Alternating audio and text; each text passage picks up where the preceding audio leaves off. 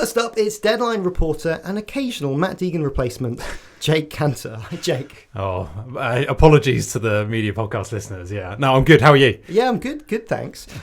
So, coronation. Did you partake in any coronation coverage? Well, I was watching for the whole day because we were covering on Deadline, and I was trying to keep an eye on as many different broadcasters as possible, which is quite difficult. But I mainly stuck with the BBC.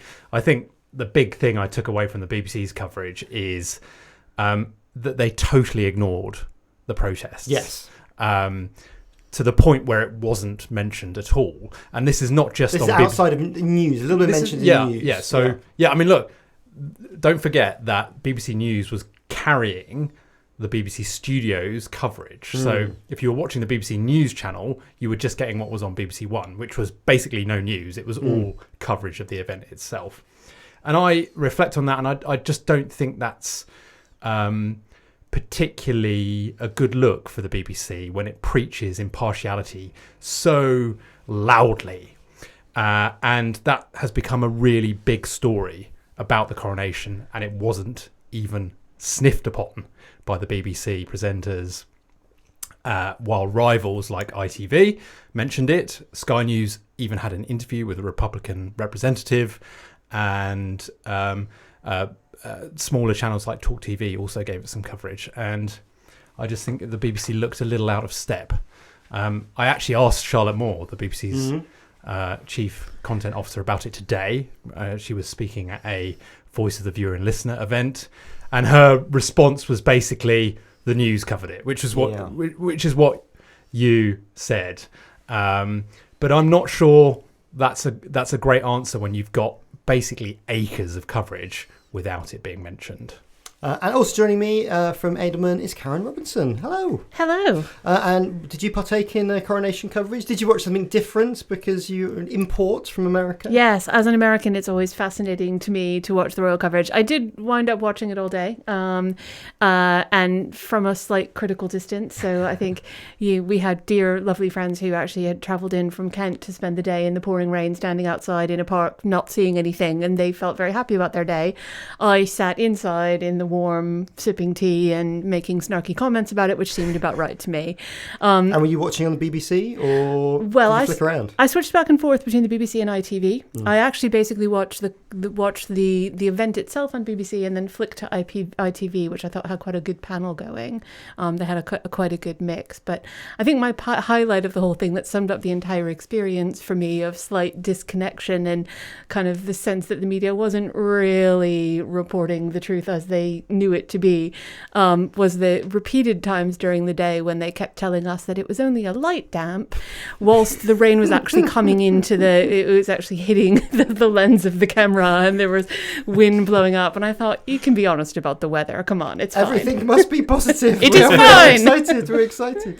Okay, well, we start this week with a couple of stories from across the pond. First, CNN's decision to do a town hall with former President Donald Trump on Wednesday, amid a barrage of outrageous comments, including calling the woman who he was convicted of sexually assaulting a whack job. Host Caitlin Collins struggled to counter his worldview. Karin, what did you make of this? Well, I think what I make of that is buckle your seatbelts, because we are in for a lot more of that between now and the next election. This was only the start. I think CNN took a lot of criticism for doing the town hall, and I can understand where that criticism is coming from. But I have some sympathy for the media, because ultimately he is the front runner for the Republican nomination for the president. He is a former president himself. In any rational world, those two things would make him a perfectly reasonable person to give some airtime to and let him put forward his policies and his goals for the United States. The problem is he doesn't have policies and goals for the United States. What he has is a sort of, knee-jerk narcissism and a desire to lash out. I mean, I think you mentioned E. Jean Carroll, it was very gratifying to see that that she proved her case in court. She had the opportunity of doing that. It was found that Trump's team put up no defense to the charges against him. Effectively, no one testified on his behalf. She had quite a few people testifying on her. So it has been proven in the court of law appropriately. And a big part of that case was defamation, that he had defamed her by claiming that she was lying, and he proceeded to go right back out and defame her again, and will continue to do so. And if maybe a few years down the line there's another court case that tries him for defaming her again, then we'll see to that. But he just understands that he has the ability to do this, and there's really not much that you can do to stop him. Well, there's no consequences to his lying. Yeah. And we've known this since 2016, but there's a danger that the same mistakes are going to happen again for news media being somewhat trapped. I mean, Jake, it reminded me a bit of the kind of Elon Musk BBC interview from a few weeks back. I mean, is there anything newsrooms can learn to better deal with these situations? Try not to do interviews on the terms of their guests. I mean, that's a difficult thing to... But even, that's a difficult thing. Even a one-on-one with Caitlin wouldn't have been that different. It wouldn't have the cheers in the background. Yeah, I mean, look, they clearly had a very Republican audience, didn't they? But it was for a primary, so it was potential primary voters. So, I mean, look, when I was thinking about this, it feels like a bit of maybe an overcorrection from CNN. I don't know. I mean, they've taken criticism for perhaps censoring the views of Donald Trump, or at least not giving him the coverage that he warrants, and perhaps being too left-wing. I think it's really interesting that this came like 2 days after David Zaslav, the chief executive of Warner Bros. Discovery, basically said we want CNN to be a broader church and to reflect more views from all sides of the aisles. And I didn't expect to see it quite so soon, I have to admit. I think, I don't know whether people were surprised. I mean, this isn't going to be the last time that there are events like this that news media have to cover. I mean, speaking of Musk, and we've also learned this week that Tucker Carlson seems keen to waive his $20 million gardening leave to start a live show on Twitter. Karin, do you think this says anything about the new Twitter, where they're going to pivot to? Is it a pivot to video? It's a sort of old-fashioned term, but... I don't think it says very much about Twitter. I think it potentially says a little bit about Tucker Carlson himself, who finds himself in a difficult spot now. I think it will be really interesting. I am not particularly optimistic about his chances of succeeding with that format, largely because the people who were enjoying, quote unquote, Tucker's racist ravings on Fox at the 8 p.m. slot are not the Twitter demographic necessarily. We're talking about typically older viewers, the core Fox demographic. So I don't know that there will be some, of course, but I don't know that they'll be flocking in high numbers. It's always worth remembering when you talk about the power of, quote unquote, a Tucker Carlson type person, that it's Fox News that has the power. It's them that put him in that slot. I don't think he has some cult of personality in his own right, but you have to remember that before there was Tucker Carlson, there was Bill O'Reilly, who was the man who previously had the same slot, who was a huge, powerful cultural figure at that time, who had the ability to kind of speak and make news, and who nobody's heard from since. So will Tucker Carlson go that route, or will the social media evolution give him more opportunity to keep his voice in the conversation? Probably somewhere in between, but I'm not that optimistic about Twitter being the right format for that. And Jake, Twitter's advertisers have had a bit of a tough time with all of these changes. Some have pulled off the platform or paused use. It doesn't help Elon's aim to get more advertisers back on Twitter, does it? Well, the perception is that those that are taking up Twitter Blue are of a certain worldview, and that may be a bit more right-wing, alt-right, I don't know, whatever you want to use, whatever term you want to use to describe it. And that's potentially the audience that Tucker Carlson is trying to tap into. I think the timing of it is really fascinating because, as you've just said, Karin, other Fox News presenters have left Fox and just disappeared. I mean, Bill's a great example. Another one's like Glenn Beck, I guess. Yeah. And the fact that he's getting out of the gates early, and making sure that he there's not a huge gap between him being on Fox and then sort of reappearing somewhere else, I think is probably at the forefront of his mind. I think he's apparently, reportedly, according to Axios, taking a lawsuit out against Fox because of the non-compete clause. He's arguing that Fox News actually broke the contract and therefore it's null and void. But it suggests also to me that he may have some backing. It's not quite sure from whom. I think if he's going to take that risk that Fox come after him, then he must have some support from somewhere in order to show. He's also massively wealthy. Yes, so he's done very well out of Fox. But also his wife is the heir to like a frozen food fortune. So actually, the money is almost irrelevant. I think he needs to get back on the telly or similar digital platforms quick to keep his relevance up. Yeah, I'm sure that's true. Twitter has a patchy record with video, doesn't it? I remember a BuzzFeed show, AM to DM, which has died with BuzzFeed. Now, Sony Entertainment have downsized their narrative podcast team after a big spending drive that included the acquisition of production company Something Else. According to Bloomberg this week, the team was focusing on consolidating certain seasonal shows into single feeds in an effort to find guaranteed audiences for limited series. Get all that out. Karin, I guess this means more anthology shows. Does this strategy make sense to you? Is this just following what's happening in the podcast space? A bit of a pause? I mean, it does seem to match what's happening in the broader podcast landscape generally. And I think what's happening is a little bit of, consolidation is the word you used. And I think that's exactly right. I think at Edelman, we often tell clients fewer, bigger, better. And I think that's exactly where podcast is going. It's there has been a proliferation of lots of things. They've been in this realm of let's try a lot of things on and see what fits.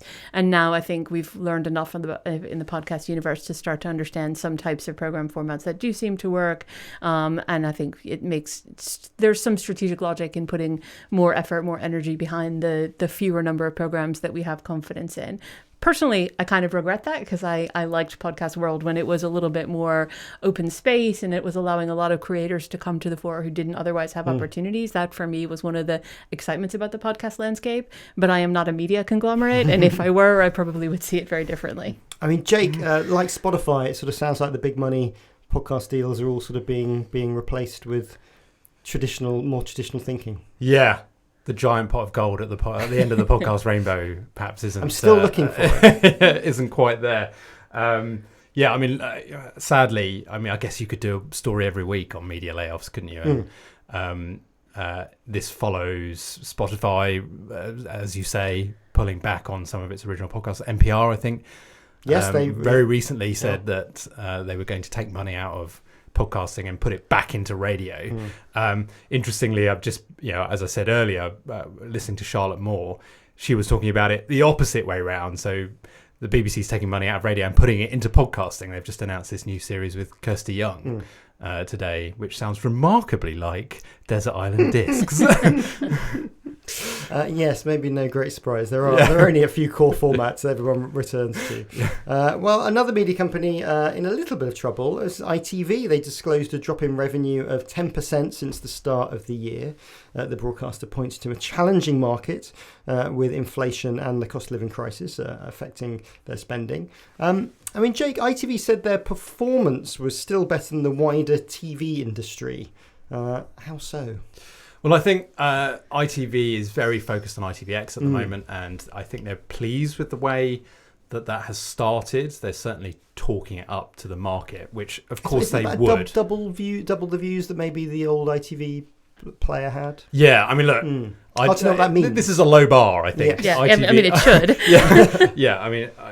ITV Hub was a not brilliant streaming service. I'm going to be diplomatic and choose my words carefully.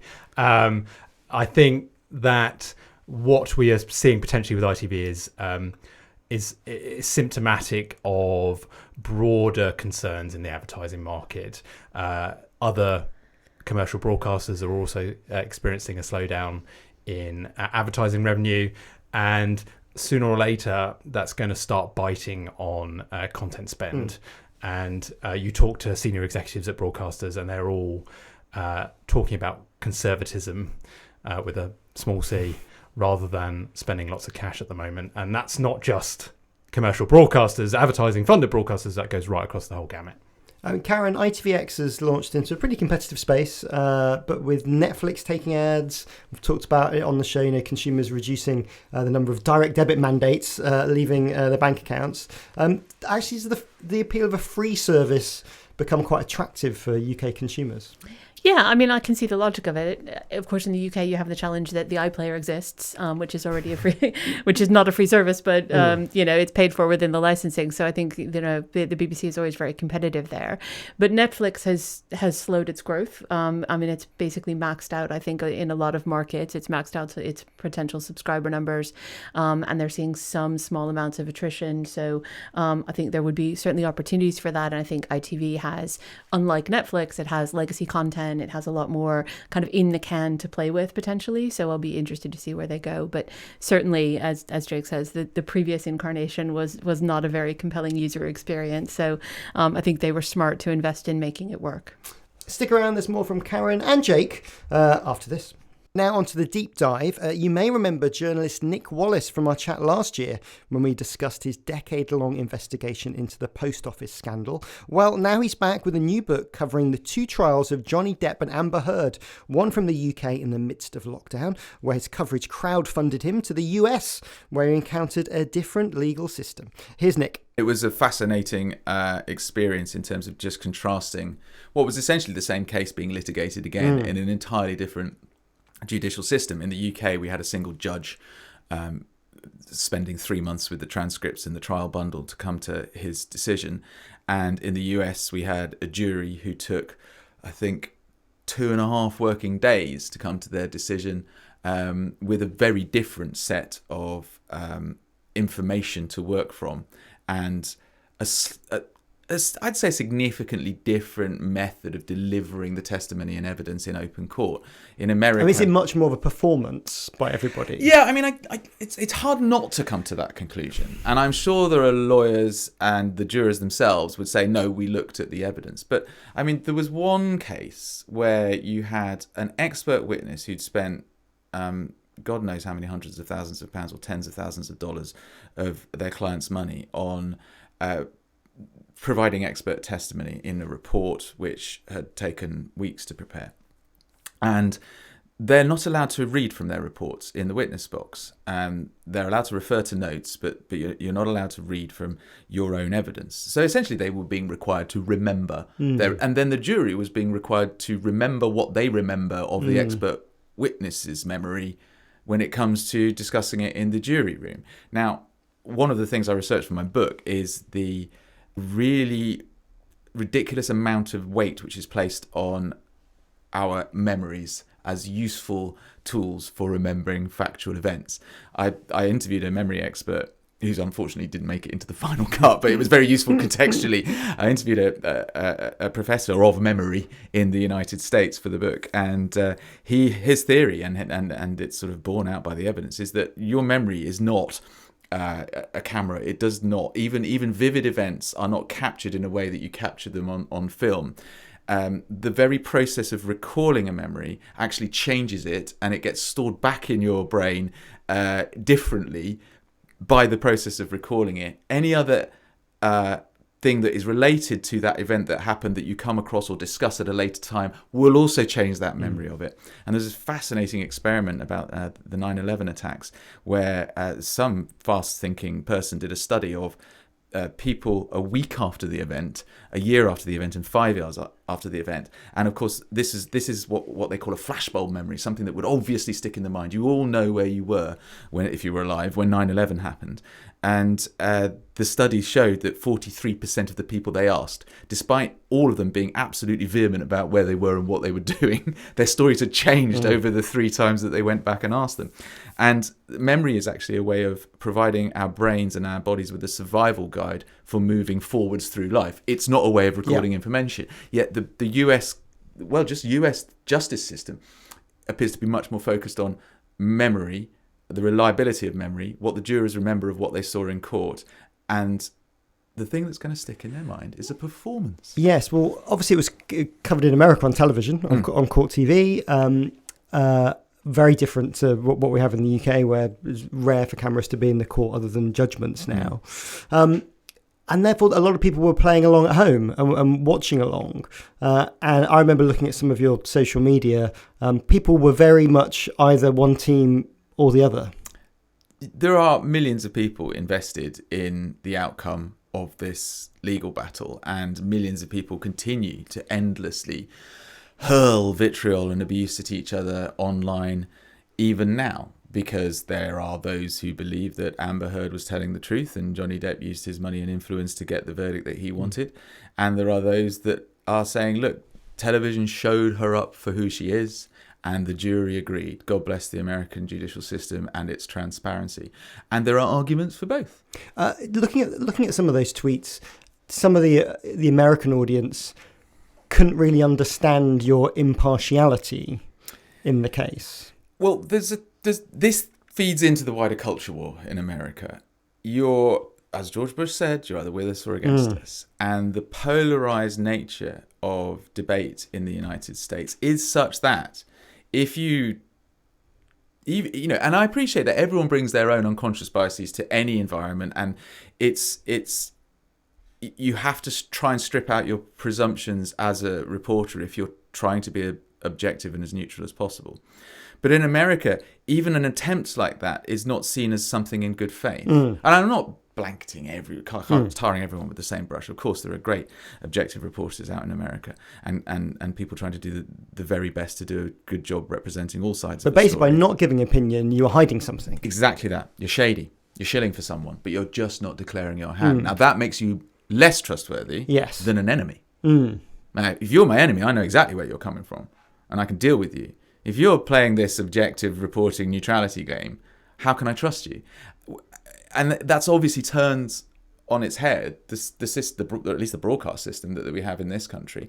And I think the tradition that many reporters, even if they work for newspapers which have an agenda, there is still a certain sanctity of opinions are two, a penny, facts are sacred. I don't know the exact quote, but I always feel that my job as a journalist should be to get to the bottom of what the facts of a story are. And then if you know enough about a story and you've stayed with it a long enough time, you then may be able to use, in the BBC editorial policy phrase, your judgment about what direction a story is going. And with the post office story, for instance, I've just been covering it for so long that I have spilled over into opinion. And it's a very seductive thing, because if you nail your colours to a mast, or you say something which is, it does point to an opinion about a specific thing which carries with it your judgment, people start investing in you and your opinion. And you can see how on social media, like for instance during the pandemic, the pro-lockdowners and the anti-lockdowners, the more strident the opinions, the more of a following that they got, the more that they were lionized amongst their specific camps in social media.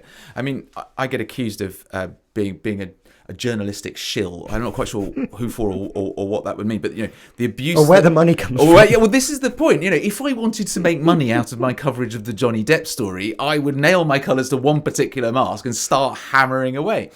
There's no money in trying to, as I've learned to my bitter experience, there is no money in trying to carve a neutral path. But I think this sounds awful. Well, not awful, it's just pompous. I don't want to be like that sort of person, but I think it's important that someone is trying to do this. Yes. And I think the more people who try to do this, the better the world gets. That was Nick Wallace speaking to me earlier. Depp vs. Heard, The Unreal Story is available from Wednesday. And you can check out a longer conversation about his time in the States reporting on the case and how to hold your own on social media against Team Depp and Team Amber when you join our Patreon.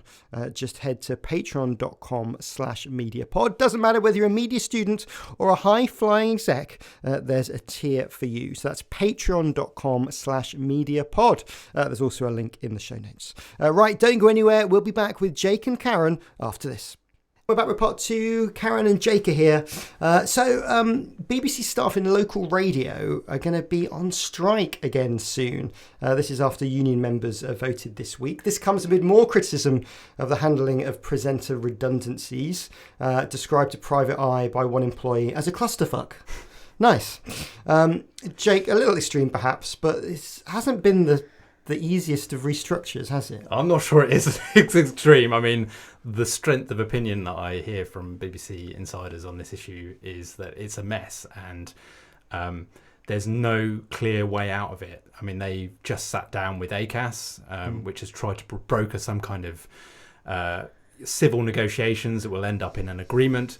That has failed. And they seem to be getting somewhere because they put off a strike, didn't they? They averted a strike last week, which was timed to coincide with the local elections. So, a win from the BBC's perspective. The concessions that the BBC offered is they've, I think, removing the risk of redundancy for 300 journalists, and they are introducing further guarantees for redeploying people, I think, as well. That's basically the offer that was on the table as part of these ACAS negotiations, and that was put to members of the National Union of Journalists, and they have voted in a consultative ballot to reject that. I think, really interestingly, the majority has decreased significantly. So last year, when there was a consultative ballot on this issue, 90% of members voted in favour of strike action or actions short of a strike. And this week it's been 55%. So the BBC has made progress here, but there is still outstanding issues. I spoke to someone today and I asked what's it going to take for the deadlock to be broken here, and their response was to scale back the content sharing. One of the big proposals on the table is the BBC is going to make local radio stations share loads and loads of content, thereby sort of reducing the impact of the localness, and put more money back into linear radio instead of these big digital plans that the BBC has. I mean, it's very difficult. I'm kind of torn on this issue. Obviously, radio is something that I think a lot about, and they're not wrong to say that actually investment into local digital content is a good thing. BBC Local Radio might have a 13, 15, 16% reach in certain areas. There's still a lot of people that aren't getting BBC content. Redeploying that in digital is probably not necessarily a bad thing. I think what's been interesting, there's some really good writing by David Lloyd, who's the program director of Boom Radio, has a lot of experience in commercial radio, saying that if that's he sort of agrees, but at the same time, whereas the investment in digital come from up to now, and why, if you go to BBC Local or BBC Local news sites, is it not updated very much, and will this magically be fixed by redeploying 70 people? I mean, it's a challenge for all broadcasters moving to digital, but why are the BBC so slow on this, or haven't been able to grasp this? Yeah, that's a great question. And I don't know the answer to it, but I do think I always get my back up a little bit when people say we're going to replace broadcast with digital, because they reach different audiences at different times in different situations. So you have to think about who you're leaving behind as well as who you're welcoming in. And I think you need to do both, because obviously digital has a reach and an audience that can get to people who would never turn into broadcast radio, might not even own a device on which they would ever listen to a radio. But equally, especially for the BBC as a public broadcaster, there are people who currently would not have access to some of the digital content that they're creating. For me, it's most important that we do the reporting, that there is still local coverage, that there is still local content being produced. But I would also like to, in a perfect world, you would want that world to be distributed to all of the people who need to hear it. So a both and strategy would be ideal. That's clearly not where the BBC is at the moment. So yeah, there are some tough choices. When I've spoken to people, Jake, I think one of the big bits of annoyance is how it's been done. Now, I've been on a few different sides of this in the past. I've been on the corporate side, having to make some redundancies, and the aim is to do it quickly.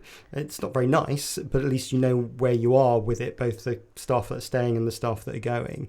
And what it seems with this is it's been a really drawn out process. And I think some of the people that have been made redundant will now potentially stay on air for another 6 to 9 months because of how they're rolling out the localness. I mean, that's part of the reason staff are unhappy, right? Yeah, absolutely. It's been completely protracted. I mean, so protracted. I mean, as I said, we were talking about this last year.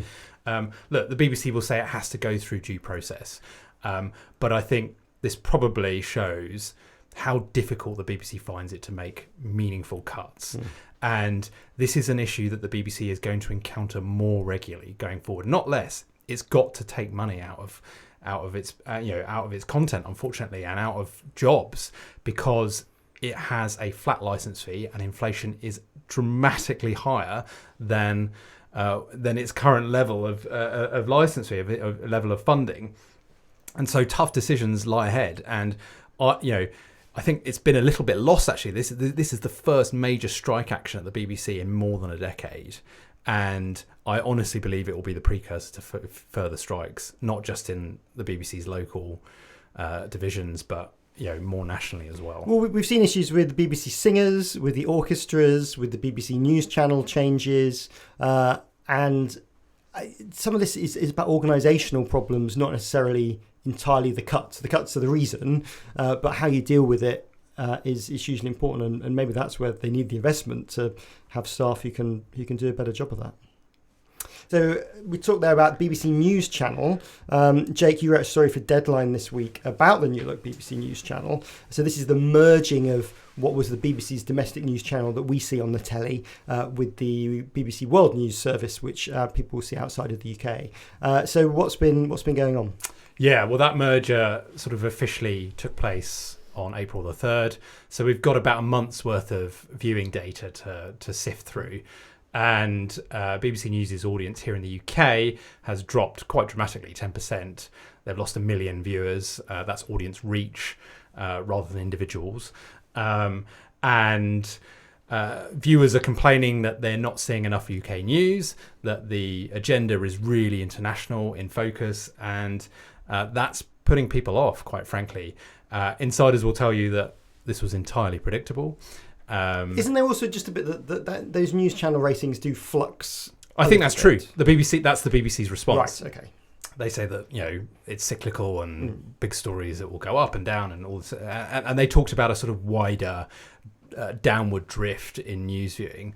I'm not quite sure that stacks up completely. I mean, you look at GB News; they had a jump in audience in April. Maybe they benefited from BBC News viewers deserting the BBC. There's clearly a bit of a downward drift, but some of the BBC's rivals could certainly benefit here, I think, from this decision. And the BBC's tried to dress it up as a big digital strategy, trying to engage the TikTok generation in BBC News. What it really is a cost-cutting initiative. And there are lots of presenters at BBC who are sitting around twiddling their thumbs at the moment because they don't have any clarity on their future. Well, it's a repeated story, isn't it? Yeah. Karin, did you see this piece about by a former BBC journalist about the Brexit bus? The 350 million. Yes. Yeah. So the accusation here is that Robbie Gibbs, who was at the BBC at the time, and then I think left to work for Theresa May. Mm-hmm. So and is now back as a board director. Exactly. So an interesting journey that he's been on. That he discouraged strongly the journalists from interrogating and digging into the facts behind the 350 million claim. And this is not the first time that Gibbs has taken criticism directly from former BBC journalists. I think Lewis Goddard said something on the newsagents about it quite pointedly about having been taken to task by Robbie Gibb for not being impartial when he was sitting there thinking, well, but you yourself are not particularly impartial. are not particularly impartial. So it's kind of just more fuel for the fire. And I think on the back of the row about the chairman recently, it's just there's a tinge, there's a certain whiff coming up from certain sectors within the BBC's leadership, which is a shame. We're not finding the way out of it into anything that would look like genuinely impartial news. This is part of Rob Burl's new book. Robbie Gibb, he's always been a bit of a lightning rod, and now that the BBC chairman has been dispatched, do you think the limelight might shine further on him and his ways? He's an incredibly divisive figure in the BBC newsroom. He is well regarded in some corners, but a lot of people do not appreciate him sticking his nose into sort of day-to-day editorial matters. He has reportedly ruled himself out of the running for BBC chairman, which I'm sure will come as a relief to some journalists at the BBC. Probably an understanding that he is a lightning rod and probably wouldn't have the chance. I just don't think, I mean, look, in an environment where we've had so much scrutiny of Richard Sharp's sort of political connections, to install Robbie Gibb would be a hugely provocative move, I think. But, his argument is, I'm just doing my job. I'm trying to hold the BBC's feet to the flames on impartiality.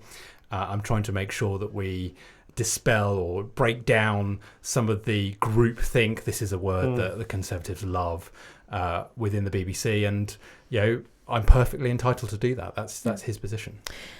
I just think it's really interesting because this impartiality word gets used so much, as you say, typically by one side of the political spectrum to criticise the BBC. And I think it's a shame because actually it's an interesting and it's an important word. It's an important principle to try and adhere to.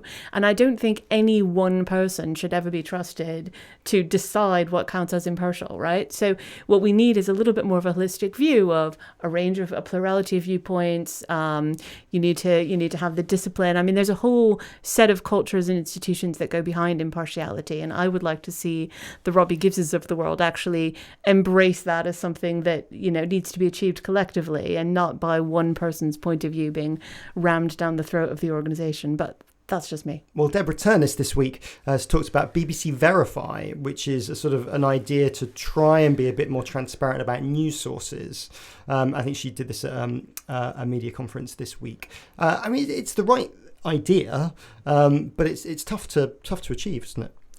Well, I think there's a long-standing problem, isn't there, of access journalism and the difficulty of, in order to cultivate your sources, journalists have to do have to have certain relationships and conversations. And I know in the American media, it's often reported that, a reporter, especially doing a political beat, will run a couple of profile pieces to get themselves access that they can then use. And their argument would always be, when it comes back to it, when the times get tough, I was about to use a different word, and they've got a real story that they need to dig into, they've got that to pull on. I think the transparency is nice, but still journalists need to have anonymous sourcing for a lot of things, or you don't get big stories breaking. And a lot of the most important stories that we do find don't initially come from a place where the journalist could or should reveal who their sources are. Jake, should we have a transparency report next to your deadline articles? I mean, look, I'm sure she's not talking about journalists revealing their sources, but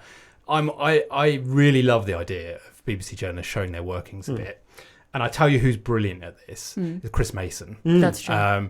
He pulls back the curtain just a little bit on the sort of mechanics of his reporting, and it's fascinating. And he does it in such an articulate and everyman way. It's so accessible, you can understand it. And he's been doing bits in his office as well. I don't know if you've seen it on the news channel. I just think it's really, really great. And I think, look, maybe it's because I'm a journalist, I identify with that and I like to see it. But I do think that sort of authenticity does resonate with viewers.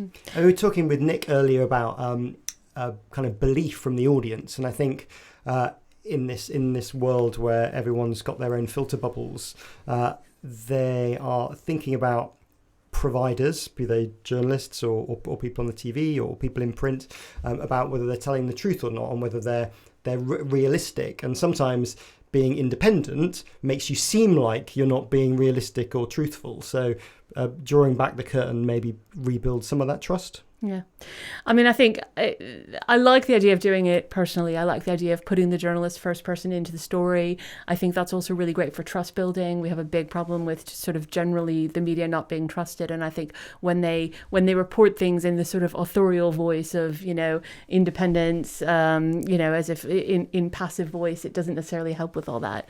But there have been a lot of efforts to try and peel back the curtain on things that have been less successful. And I think one example that I always think think about is the Washington Post and the New York Times, both in the US. They, when they had some kind of problems with sourcing, they then put out policies that said, if someone's going to be, for example, anonymous, you have to reveal why they've been anonymous.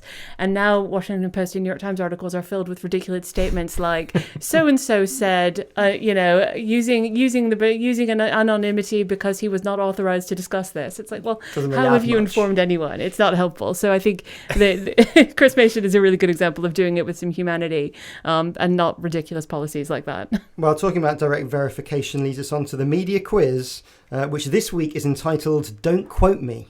3 comments from the week's media news. You tell me who said them or who said them about whom. Makes perfect sense. So buzz in with your name if you know the answer. So Karin, you will say Karin. And Jake, you will say Jake. Right. I haven't done my homework for this. So. Yeah, I don't feel prepped. prep for the quiz. No such thing. Okay, question number 1.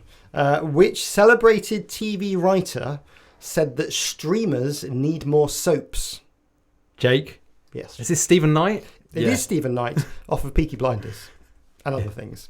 Do you know much more of the story? No, I don't. I know. I caught the headline and I thought that seems like a smart thing to say potentially, and also probably angling for a good bit of business from a streaming network. Although not that Stephen Knight needs it particularly. Well, Neighbours is moving to Amazon. Yes. So maybe they've got their own soap opera. Do you think streaming television is the right place for soap operas? There's a lot of soapy stuff. I've just been watching whatever the Madam Secretary rip-off's called, and that's basically a soap opera, and Scandal and things like that is quite soapy, isn't it? No, I'm currently enjoying the Bridgerton spin-off, which is dishy. I enjoy it. So yeah, it's interesting. I really like the thought that they should have more soaps, but I think it's interesting because a lot of the kind of tropes of soap operas are designed to keep broadcast viewers tuning in for the next day. So the classic, the EastEnders, when the music kicks up, you know what they're doing. They're saying stay with us. But actually, I think in some ways you could argue it works even better for binging because Netflix made its fortune to date on keeping people going for the next episode and the next. They've done that by keeping things kind of flowing through, so it almost felt like there were no interstitial episodes. But I like the idea of keeping it really soapy. I'm all for it. The binge thing is always one more episode. Always one more. I know it's 1:05, but just one more episode. But the idea of doing a soap suggests that you might do it on a sort of daily basis. Yeah. But the thing about soaps for the traditional broadcasters is that they are foundational and they bring viewers in and allow them to access other parts of the schedule. Yeah. So if a streamer did that, you could plug other content potentially. I don't know. Yeah. There isn't a lot of cross promotion within shows. I mean, Apple TV do a bit of it. We don't really see it so much on Netflix. It'll be interesting to see what they do. Right, question number 2. Who has requested that GB News attends a meeting to discuss its approach to compliance? Jake. Yes, Jake. This is Ofcom. It is Ofcom. This is for GB News' second significant breach. Yeah.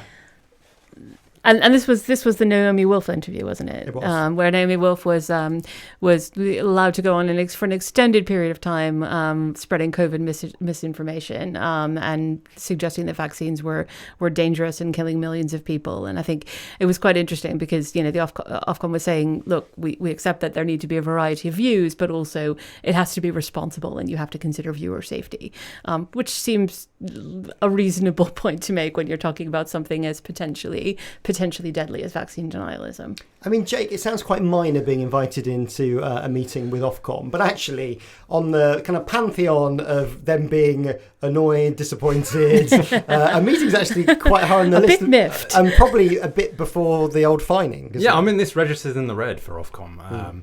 I think if you don't know the way that Ofcom operates, then you'll look at this and think, a meeting? Which is, to be fair, I had that response as well. I think this is really serious. They've said that these are 2 significant breaches, and I imagine that meeting will involve some sort of final warning. And if it happens again, there will be some sanctions, I should imagine. Well, GB News has lost £30 million last year, so they can't afford a fine from Ofcom too. Right, question number 3. Who was Naga Munchetty referring to when she tweeted this week, "What a loss"? Anyone? I don't know this. So, Sorry, no idea. So this is BBC presenter Razia Iqbal. She said on Twitter, "Personal news, after more than 3 decades, my career at the BBC is drawing to a close. I leave in the summer and I'm so grateful for the brilliance of colleagues, the trust people put in us to tell their stories and transformative adventures. New horizons beckon." She was a BBC news presenter. I mean, there's going to be a lot more of these, aren't there? And it's sort of slightly difficult for colleagues who are stars to talk about it. There has been a lot of them already. I mean, the BBC has suffered somewhat of an exodus, a real brain drain. You only need to look at you mentioned Lewis Goodall earlier. You can name Emily Maitlis and John Sopel and Andrew Marr and Andrew Neil, and the list goes on and on. And there's just going to be this steady drip, I think, of senior journalists leaving the BBC, and that can be for many reasons. Pay, potentially, people talking about finding their editorial voice because they've been straitjacketed by the BBC's very strict impartiality rules. There are lots of reasons why people might want to get out and try some commercial clothes on, potentially. Well, congratulations, Jake. You win the media quiz, and as part of the prize, you get to do a review of impartiality across all news networks. Congratulations. Do come back with your report. Thank you both for today. Karin, where can people keep up with what you're up to? Well, as long as it's still up, I'm still on Twitter. So at KarinJR, KarinJR on Twitter, and follow me there. Lovely. And Jake? Yeah, at Jake_Kanter. And of course, they can read your excellent work in Deadline. Yes, or not excellent work as well. Thanks both.